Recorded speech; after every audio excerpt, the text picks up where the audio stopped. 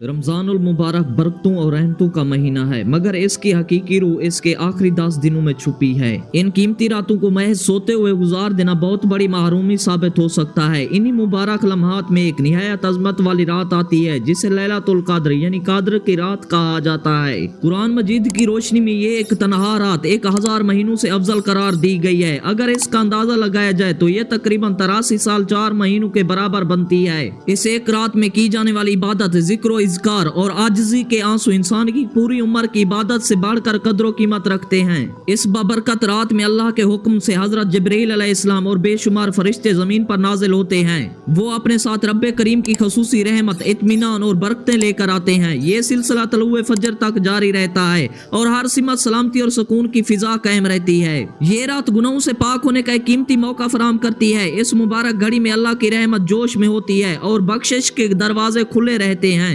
जो इंसान इस रात सच्चे दिल से तौबा करे और अपने रब के हुजूर आजिज़ी के साथ झुक जाए, अल्लाह ताला उसके तमाम गुनाह माफ फरमा देता है। हदीस नबवी सल्लल्लाहु अलैहि वसल्लम के मुताबिक लैलतुल क़द्र को रमजान के आखिरी अशरे की ताक रातों में तलाश करना चाहिए। आखिरी 10 रातों में अपनी नींद कम करें और इबादत में दिल लगा दें। मुमकिन है आपकी मांगी हुई एक दुआ आपकी पूरी जिंदगी का रुख बदल दे।